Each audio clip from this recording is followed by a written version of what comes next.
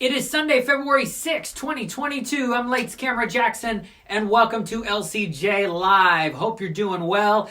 Did you go see Jackass Forever? I did. I went yesterday. It is your number one movie in America with $23.5 million. That's a little bit more than what Paramount was initially estimating for Jackass Forever, about $20.7 million yesterday, but 23.5. I had a feeling it would go a little higher because there were decent crowds at the theater that I was at yesterday, and I'm sure around the country. 23.5.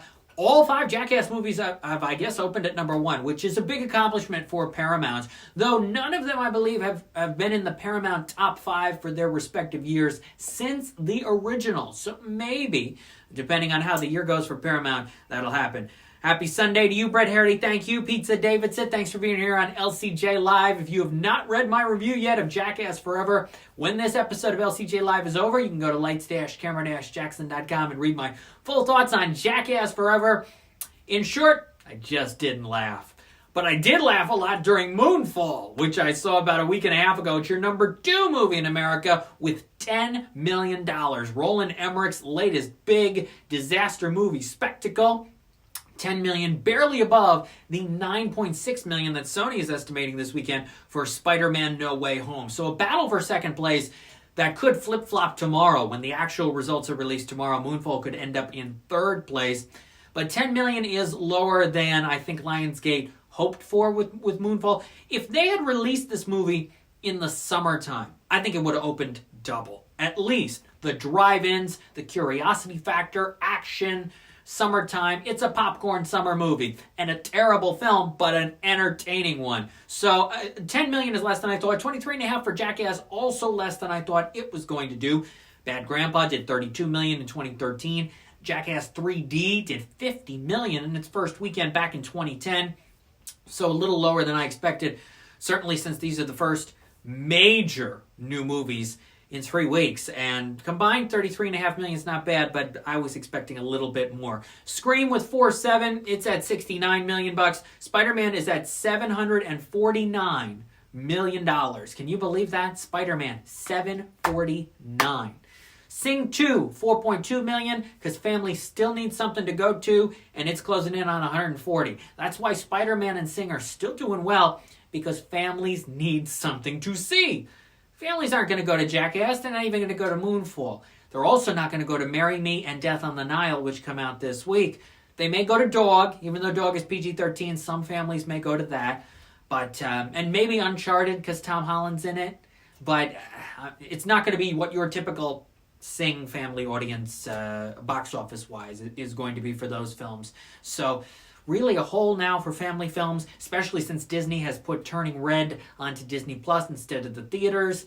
Yeah, I mean, Sing and Spider-Man could still do well over the next several weeks, depending on how many families want to get out of the house and go to the movies. The Kingsman, $1.2 million, it's at 36. Redeeming Love, another $1 million, it's at 8.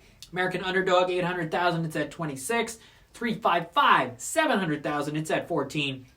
And it looks like rounding out your top 10 this weekend, another new film called The Wolf and the Lion with $675,000. Licorice Pizza just outside the top 10 with another $615. It's up to $13 million as we head into the Oscar nominations, which come out on Tuesday. Less than 48 hours from now, we will know the nominees for this year's Academy Awards. I will give you my predictions in some of the major categories in just a moment here on LCJ Live. You're probably wondering, why do I have the Washington Monument here? Well, I watched a new movie the other night that's out this week called Blacklight, starring Liam Neeson. And they filmed it in Australia to make believe that it was Washington, D.C. So, got the Washington Monument here because of that. I'll have my thoughts on Blacklight later this week. I'm embargoed until Wednesday to share my thoughts on that, as well as a rom-com I watched last night called I Want You Back, which is on Amazon Prime Video this Friday. I'm embargoed until Wednesday to share my thoughts on that. I'll be seeing Marry Me this week. I'll have my thoughts on that, as well as I believe I'll be seeing Death on the Nile this week, but I will definitely be seeing Marry Me. And a new film that's expanding nationwide, so not quite as new as some of the other ones, but expanding to more theaters this coming weekend. It's a drama called Jockey. Clifton Collins Jr., who I believe is up for the Spirit Award for lead actor, could be a surprise Oscar nominee on Tuesday morning. It's an excellent performance. If you are into horse racing, the world of jockeys, into sports, know that world, know that lifestyle, I recommend you check out Jockeys from Sony Classics. It's not a perfect film.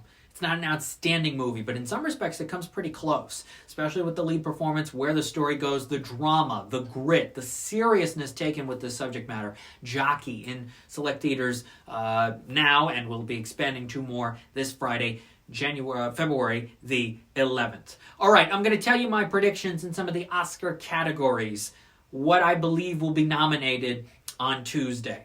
So we're going to start with a couple technical categories and then go into some of the bigger ones. I am not going to give my thoughts on animated feature and animated short film directly. I have interviewed the makers of all 15 animated short film nominees. I hope they get in. You know, I hope they all get in. Of course, that can't happen, but I wish them all and those in the animated feature category the best of luck. I have some personal predictions on that, but I won't be sharing them publicly. But I will be sharing right now my thoughts on some of these other categories like visual effects. I believe the nominees for visual effects will be Dune, Free Guy, Godzilla vs. Kong, which of course came out early in the year last year, The Matrix Resurrections, and Spider-Man No Way Home. If there's an alternate in that category, it is Ghostbusters Afterlife. For makeup and hairstyling, I believe the nominees will be Cruella, The Eyes of Tammy Faye, House of Gucci, Nightmare Alley, and The Suicide Squad. Of course, Suicide Squad, back in 2016, won in this category. I think the new Suicide Squad will also be a nominee. If there's an alternate, I would say, believe it or not, Coming to America will be the alternate in that category. Bay Arthur, thanks for being here. Got a few other people joining us here on LCJ Live as I predict the nominees for Tuesday's Academy Award nominations. For original score, I believe the nominees will be Don't Look Up, which is an amazing score for a terrible film. I think the Don't Look Up score should win at this point. Dune, The French Dispatch, The Power of the Dog, and The Tragedy of Macbeth. If there is an alternate in this category, it is Encanto. My predictions for the sound category. I wish they didn't combine sound. I wish it was still the two separate categories, but here we are for best sound. I believe it will be Dune, The Matrix Resurrections, No Time to Die, A Quiet Place Part 2, and Spider-Man No Way Home. If there's an alternate in this category, it will be Last Night in Soho, which I hope gets some nominations. It's a decent film. It's not an amazing film. I wish Thomasin McKenzie was a lead actress contender, but I hope it gets a little love from the Academy. Bicameral Minds, thanks for being here on LCJ Live. We're going to move in now to some of my predictions in the acting categories. For Best Supporting Actor, I believe the nominees will be Ben Affleck for The Tender Bar, Bradley Cooper for Licorice Pizza, Troy Kotsur, Coda, Jared Leto, House of Gucci, and Cody Smith-McPhee for The Power of the Dog. If there's an alternate in this category, it will be Jesse Plemons, who I think is getting some momentum for The Power of the Dog. Who would he replace? It would either be Jared Leto or Bradley Cooper. I really think Ben Affleck's going to get nominated, but we will have to see. Those are my supporting actor predictions. For supporting actress in a motion picture, I believe the nominees on Tuesday will be Katrina Balfe for Belfast, Ariana DeBose for West Side Story, Kirsten Dunst for The Power of the Dog, Anjanou Ellis for King Richard, and Ruth Negga for Passing. They will be the nominees for supporting actress. If there's an alternate in this category, it will be Rita Moreno for West Side Story. Now, Rita Moreno got the Critics' Choice nomination, but not the other major awards categories. I still think that the Academy loves Rita Moreno. They want to see this history being made of her being nominated again, 2 West Side Story films. Who would she take out?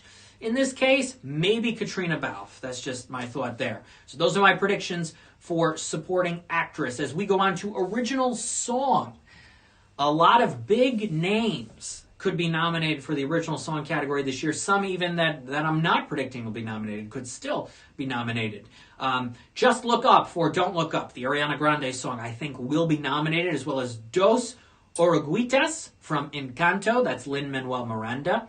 Be Alive from King Richard, Beyonce. If they don't nominate this song, I will be surprised. It's Beyonce. It's a great song. No Time to Die from No Time to Die, that's Billie Eilish. And Here I Am from Respect, Jennifer Hudson, Carole King. If there's an alternate, it will be Bono, U2, your song Saved My Life from Sing 2. What would it take out? Maybe Here I Am from Respect. Maybe that's where it is. Pat Schaefer 29, thanks for being here on LCJ Live as I go through the nominees, what I believe will be the nominees for the Academy Awards on Tuesday. Director. I believe it's going to be the 5 who are nominated for the DGA Award, and that's Paul Thomas Anderson for Licorice Pizza, Kenneth Branagh for Belfast, Jane Campion for The Power of the Dog, Steven Spielberg for West Side Story, and Denis Villeneuve for Dune. If there's an alternate in this category, it will be Guillermo del Toro for Nightmare Alley. Who would he replace? Maybe Denis Villeneuve. That's probably how it's going to go. It will either be Denis or Guillermo. I think it's going to be Denis in this case. As we move on now to actor in a leading role. The nominees, I think, we've got 4 guarantees. Benedict Cumberbatch, Power of the Dog. Will Smith for King Richard. Denzel Washington for The Tragedy of Macbeth. And Andrew Garfield for Tick, Tick, Boom. I believe the 5th spot could go to one of a few people. Could go to Nicolas Cage for Pig, but I don't see that happening. Could go to Peter Dinklage for Cyrano. I also don't see that happening. I really think it's going to go to Javier Bardem for being the Ricardos. But if there is an alternate in this category, who gets that 5th spot?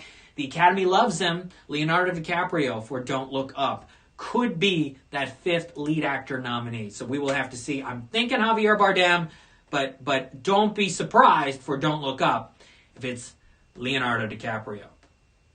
Actress in a leading role. I do think the 5 nominees will be Jessica Chastain for The Eyes of Tammy Faye, Olivia Colman for The Lost Daughter, Lady Gaga for House of Gucci, Nicole Kidman, who I think is the frontrunner at this point for being the Ricardos, and I do think Kristen Stewart is going to get in for Spencer because the SAG snub was so heavy, that backlash was so heavy, even though she's also not on the BAFTA ballot, which I predicted back in October after I saw Spencer. I do think that enough Academy members saw that SAG snub and said, I think we should still nominate Kristen Stewart. But it may not happen, and I do think the alternate in this category to replace Kristen Stewart would be Penelope Cruz for Parallel Mothers. I've had a feeling for a while since I saw Penelope Cruz in Parallel Mothers back in the middle of November that she could be the surprise or the late in the award season momentum nominee. Which movie do you think will get the most overall nominations, says DJ Rochopo? Probably one that got the most BAFTAs, which would be Dune, because of all the technical nominations. That's what I'm feeling there. And now my predictions for what will be nominated in the Best Picture category. Remember, there are 10 guaranteed nominees for the first time in several years.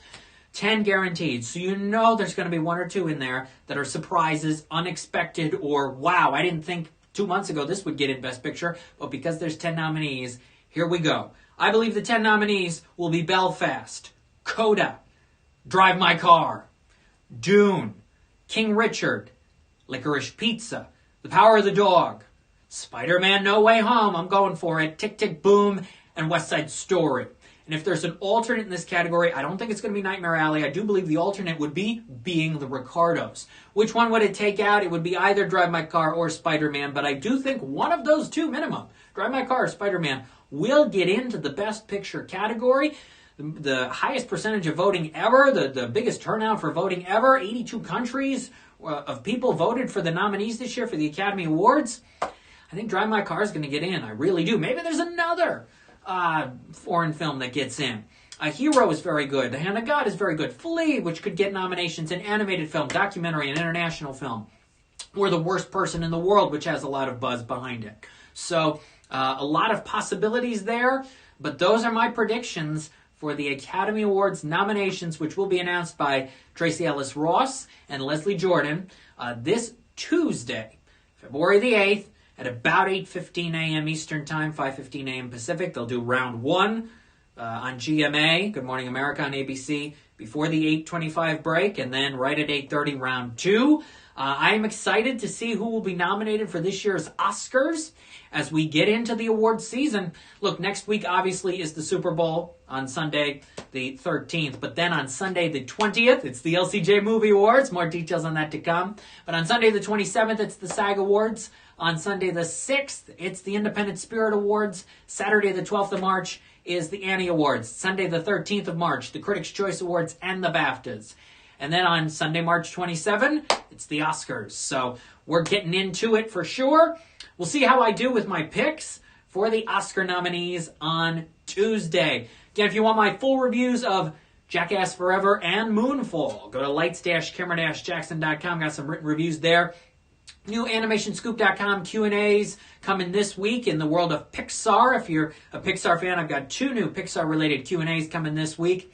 And next week, not 1, not 2, but I'm expecting there will be 2 minimum, but 3 LCJ Q&A podcast episodes and a lot of cool animationscoop.com Q&As on the way. And I'll have my thoughts this week on Blacklight and Marry Me, and I Want You Back, and probably Death on the Nile as well, and more. So we'll see you next Sunday. We'll see how Marry Me and Death on the Nile do. If I had to make a prediction now, and Blacklight's not going to be number 1. Your number 1 movie, gosh, if Jackass falls to, let's say, 12 or 14 million, the question is, can Marry Me or Death on the Nile do more than 12 or 14 million dollars? I can see Death on the Nile doing that, but it might be close. And Marry Me, which I'm looking forward to seeing, I don't know, the marketing was huge on it early. I don't know if the marketing has been quite as strong in these last couple weeks. And it's also on Peacock. So it may be close. It may be a 3-way $14 million battle for next weekend. I'd love to see if I'm right with that, but it could be very close to see what's number 1 next weekend. Blacklight I could see doing about 5, maybe 6, but I don't know, the marketing hasn't been tremendous on that either, so it may not even do that much if people know it exists. But we'll see. I'm Lights Camera Jackson. Happy Oscar nomination week. Tuesday should be fun, and I'll see you next Sunday at 12 p.m. Eastern for Super Bowl Sunday, LCJ Live. Bye-bye, everybody.